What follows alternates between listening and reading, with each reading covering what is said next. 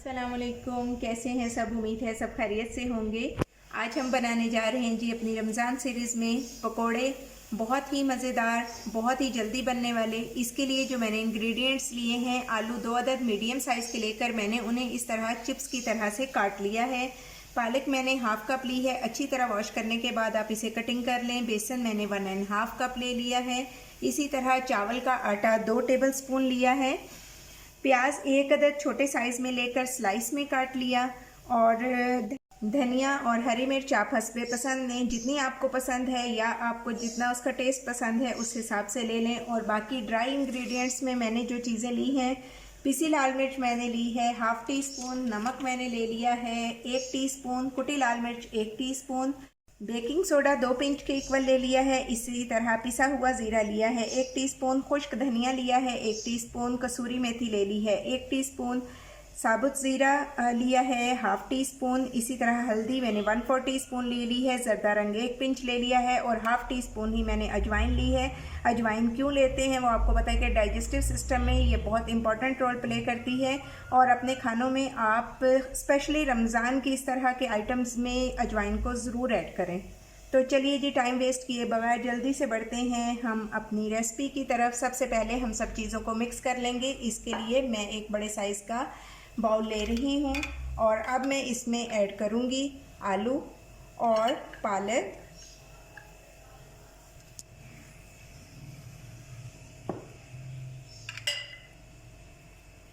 ये ऐड करने के बाद इसके साथ ही जी अब हम इसमें ऐड कर देंगे प्याज।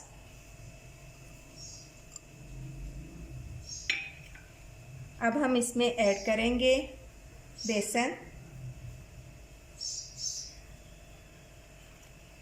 हम ऐड करेंगे इसमें चावल का आटा। चावल का आटा हम क्यों ऐड कर रहे हैं, इससे हमारे पकोड़े बहुत क्रिस्पी बनेंगे और बहुत यम्मी बनेंगे। अब हम ऐड कर देंगे इसमें हरा धनिया।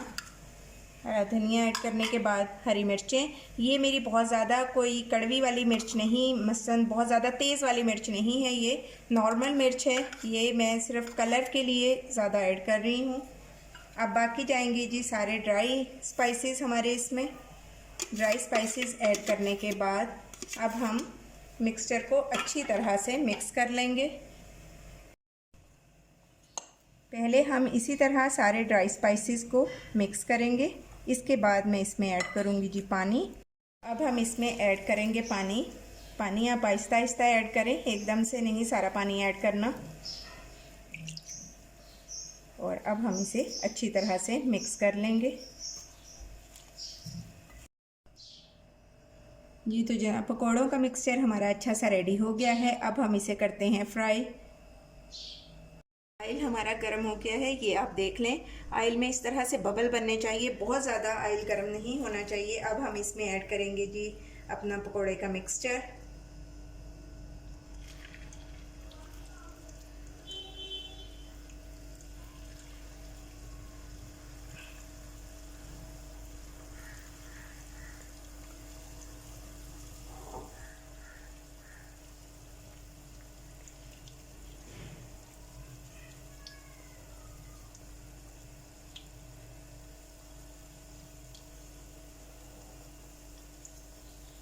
अब पहले हम इसको एक साइड से पकाएंगे।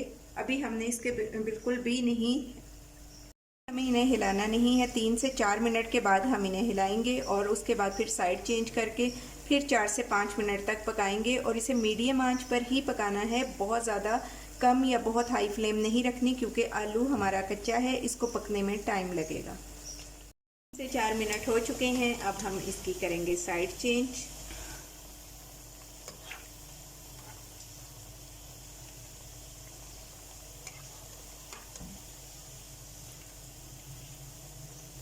अब हम इसे इस साइड से भी 4 से 5 मिनट और पकाएंगे। जी तो जनाब, ये देखें कितना खूबसूरत कलर आया है हमारे पकौड़ों का। अब हम इन्हें करेंगे प्लेट में शिफ्ट और फिर नेक्स्ट बैच इसमें ऐड करेंगे।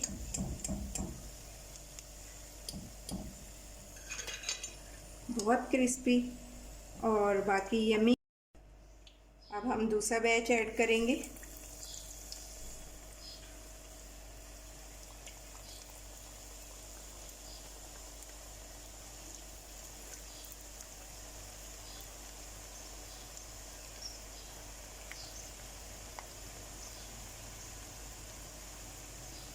बहुत ही क्रिस्पी बने हैं पहले वाला बैच जो हमारा पकौड़ों का बना है।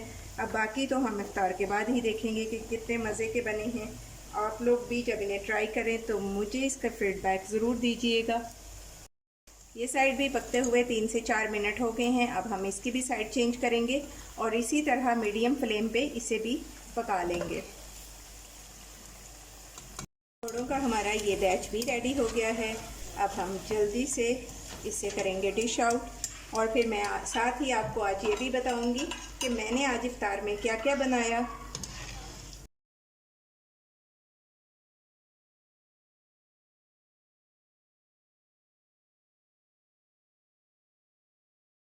जनाब ये है फ़ाइनल लुक हमारी आज की रेसिपी। आलू के पकोड़े बहुत ही मज़ेदार, बहुत ही यमी। आप यकीनन इसे बहुत इंजॉय करेंगे। मुझे अपनी दुआओं में याद रखिएगा। साथ मैं इफ्तार की भी तैयारी कर रही हूँ। अगर रेसिपी आपको पसंद आए तो लाइक और शेयर करें। अगर चैनल पर न्यू हैं तो सब्सक्राइब करें। अपना और अपने प्यारों का बहुत ख्याल रखें। Take care. अल्लाह हाफिज़।